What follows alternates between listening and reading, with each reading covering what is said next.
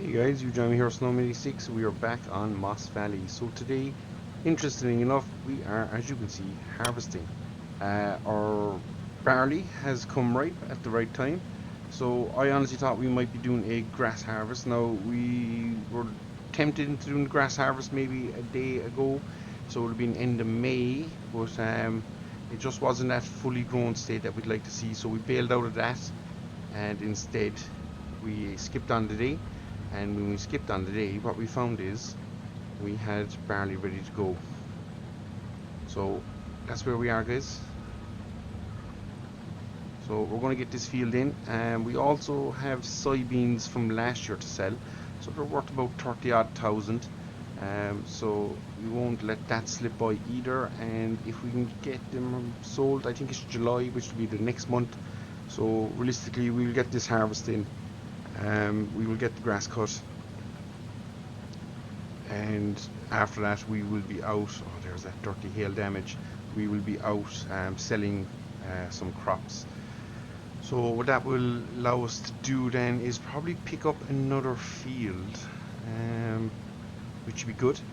So it'll kind of keep us going to maybe won't be far off kind of having then 2 fields per crop, so we could balance it so we have a fairly even spread throughout the year of crops. And we could nearly guarantee our yearly income that way, because we would be growing crops kind of all year round then.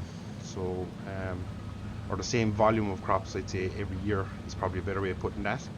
And that would allow us to kind of gauge how much money we're making, so that would cover a good chunk of the expenses on the farm,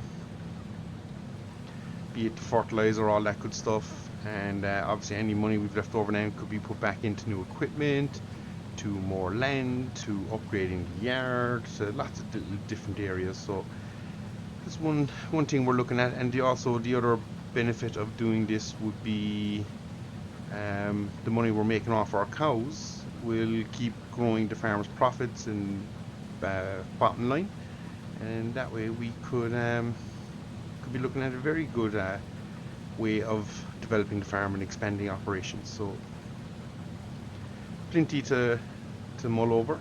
And we still have the pit of silage. As I say, we would do our second cut of grass, that'll all be going into pit silage, or definitely 80% of it will. We'll see how we're looking when we're out there. So that will also give us the option then, guys, of selling off the other pit, which again will bring in more money and will keep raising that operating bottom line, or the balance sheet, as we'd like to say as well.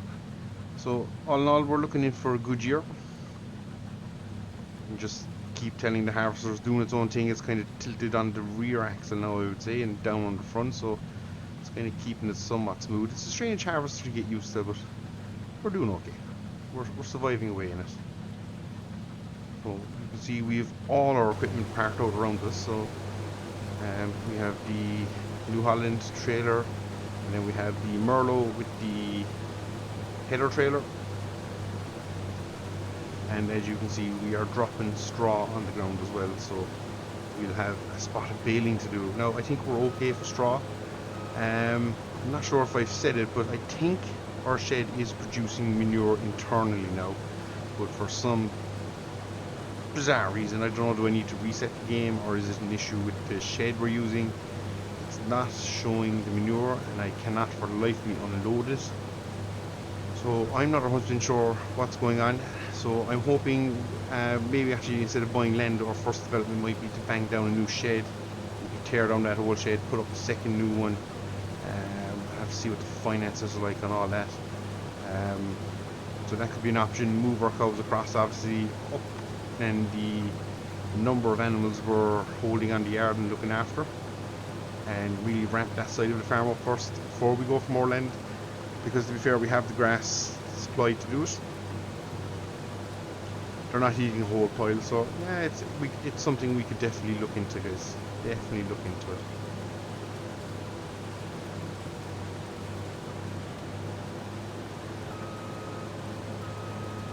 And I'm not sure if you can tell, but I don't know where I picked it up, but a dirty little throat bug going to call it that.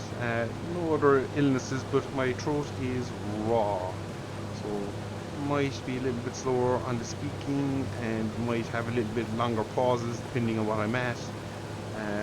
Be it trying to clear it or take a drink of water or something like that. So just bear with me as slap on the brakes there. Was not paying attention to our fill level. So yeah, we'll get back to our clean fella, and it's a good sign because we obviously yielded quite well, so we're happy with that. So we'll jump back in cab and we'll get over to where we've New Holland parked, do our bit, and yeah, we'll continue on. So we might work around the other way now on this field because we'll just be easier, and we should be able to track back this way, and that will get us back to the trailer again. So we're gonna do some funky maneuvering here. We'll have to back down the hill towards our trailer.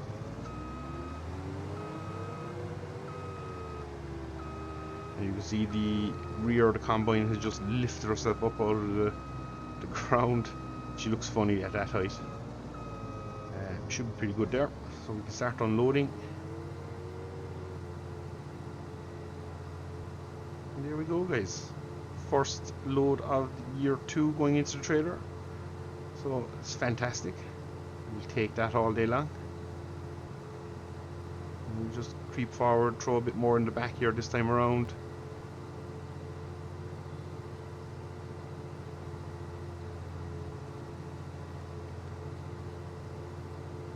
So all this is going to be good clear money at the end of the day, which is what we want. There we go, we have unloaded. So we'll get in our pipe and we'll swing it at 180 here, and we'll start cutting. And you can see now, look, the harvester's dropping down. Will it lift the front gun down the hill? I'm not 100% sure. It'd be a bit strange if it did. But we'll get her fired up again. We'll swap sides here so I can see what I'm doing going down this side. And away we go.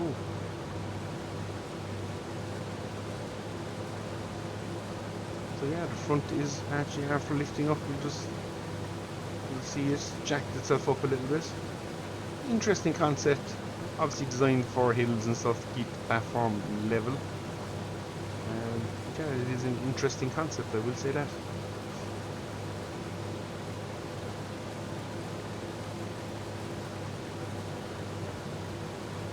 So today will realistically be a probably mainly harvest video, I'd imagine, guys. After that we will be back. Actually, we could even show a little bit of the baling, but I'd say realistically we won't go baling until we have... Oh, actually we could, because we're not going to be baling hay. So yeah, we might jump straight on the baling, guys, get this baled, get it sorted. And after that then we'll be heading off to second cut grass. So we've that ahead of us, and that all, as I say, most of it will be going into the pit. If I can fit all of it in, I will. Third cut then will be converted to hay, and if we get a 4-cut, we get a 4-cut, but I'm not overly pushed, as we'll have more than enough stocks for what we'll be doing. And yeah, as I say, we might look at increasing the capacity of the animals on the yard first, just so we can start getting that manure. Because that would be wicked handy. Obviously we don't have a slurry tanker or a manure spreader, for that matter of fact, so there are items we'd have to pick up, but it would reduce the cost of us buying fertilizers, which is probably beneficial in the long run. If we could definitely be covering a field or two with organic stuff, it'd be better for the ground, better for operating profit. So all in all, it's an area we will try and push down as well. So yeah, it's just one of those things. We'll crack on, we'll get it done, and we'll see how it all plays out first time, guys. But so far we're enjoying it, we're getting it done. I believe the map is back with giants being tested for a second time, I want to say. Failed on the first one for a couple of issues, but I believe they've been fixed. And also issues reported by people playing the beta map like myself have been fixed. So all in all, when the map drops on joints, it should be in a pretty good state.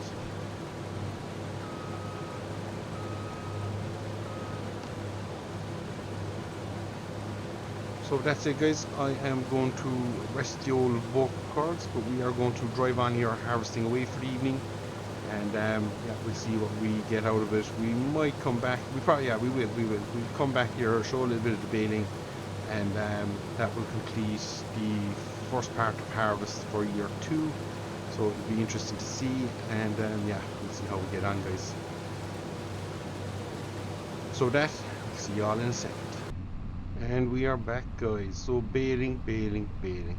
So we've reset our bale counters, we've reset everything. So we got, I'm going to say, about 36,000 litres out of this field in terms of barley. So pretty okay yield.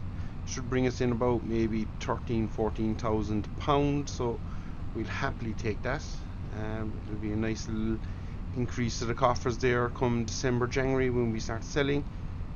So pretty happy with that. Canola will be the next to harvest. Now that's probably the smallest field, so it's the field behind the cow shed, and realistically I'd imagine we won't be planting in there next year, so we'll have to come up with a different solution to that effort, because as I say, if we're not going to plant in there next year, we'll have to find it just means we might go a year without any canola on the farm. Which, oh, actually no, I lie, it'll be a year of no soybeans on the farm. So that could potentially happen next year. If it does, it probably does mean we'll end up trying to buy a field as well. I know this goes against what we were saying about developing the cow side of the yard, but you see, we have decisions to make, guys. So we're going to have to get the old thinking hat on, see probably what's the best way forward. I think the cows will probably be the more beneficial, because not only would we gain the milk sales and the extra milk sale and stuff, but we'd also gain the fertilizer. So I think that's probably where we'll focus our efforts. So next season we might not have any soybeans, so we'll just have to keep an eye out for that as well, guys. So it's all a little bit interesting at the moment, but we'll get there. We will get there. So not to worry. But for now we're just going to, I was going to say wrap up, but we're not wrapping, we are just plain old baling. So we'll just see how we all get on here, but I think it's going okay. How many bales have we produced so far? Can we tell? We have 0 produced. Is that a good or bad thing? I don't know. We surely have 1 by now. If we jump out, scan around the field. Oh, we have not. So this is the first bale coming off the back of the baler right now as we speak. So pretty happy. We'll take that. It's probably a good thing we're not producing a whole pile of straw, because to be honest, again, it's at the moment as it stands, we're not really in a whole pile of demand for it, and we have a nice bit already in stock. So again, it'll be one of those, if we can get the manure side of life working properly on the farm, it will then become essential that we start baling more. But for now, I think we'll be holding on to a fair chunk. And again, if we need to, we could bale the canola, or we could bale the soybean straw. So not the most beneficial of baling episodes, but it would still give us something, which is better than nothing, guys. So just stick her into reverse, try and back up the baler, get it in here, finish the second headland. And I forgot, of course, we did the second headland the other way around, so that's why things are kind of looking a little bit funky there, but we'll crack on, we'll keep going. Yeah, we are on to bale number 3, I would imagine. Yeah, not as much straw off this crop as I thought, so we'll just have to see how many bales we end up with, guys. But yeah, that's where we are, out baling, doing our thing. As I say, it'll probably be a big push on the dairy side of the farm, I'd imagine, is what we're going to end up going down. Just makes, I think in my head, it makes, probably costs more this year, but We should then next year be making maybe 1,500 to 2 grand a week on milk, which would see the money really shoot back in and won't be long repaying itself. Whether if we buy land and push on soybeans, you have the expense of diesel, ploughing, the fertilizer, the lime, the seed, time harvesting, more diesel. So, you know, if you compare apples with apples and all that good stuff, I think we're probably better off making the push and going down the bigger dairy route, because as I say, we have plenty of grass, and I'd say we're going to find it tricky to make a bit of money on selling some of that silage, so we'd be better off using it. So with all that in mind, I think dairy is the way forward. We'll start pricing things up here once we're done. We'll probably get a ballpark of what we need to hit, but obviously the canola needs to be harvested before we can do anything, so that will be the next priority. But we'll have grass to do next anyway, so it'll be an episode or two away before we start thinking too hard about making changes, big changes on the farm. But it is coming, guys, so just bear with me, we will get there. And I can see 2 bales on the ground, so that's a good start. Yep, 2 bales on the ground, good old start. I won't say no to that.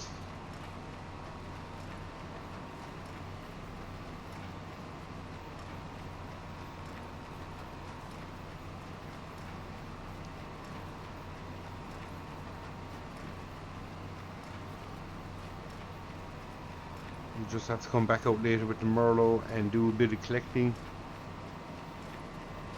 and then we'll have the fun part of attempting to stack these in our shed, because I'd imagine what we'll get off this field will probably fill the bale side of our hay shed. So yeah, it'll make for an interesting old time.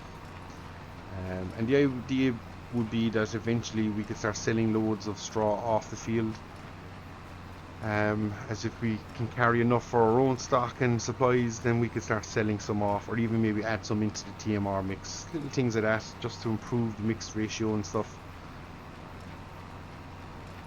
So plenty of options. So for now, guys, I'm going to crack on. I will follow this up with a quick update on the next videos, see how many bales we end up getting, but I'd imagine if we get 10 we're doing pretty well. 3 now, so 3, yep. So if we get 10, I'd be fairly happy. And again, as I say, we'll just stack them all at the front of the shed. Yeah, it'll fill it, but it is what it is. So with that, guys, until next time, I've been Snowman86. This has been Moss Valley, and as always, thank you very much. At the time of recording this, we are sitting on 199 subscribers. So one more to go to that magic 200 number, guys, and it's been a while coming. For those who've been here from more or less the start, it's probably been a good 3 to 4 year slog to get that, and we've had plenty of breaks in there.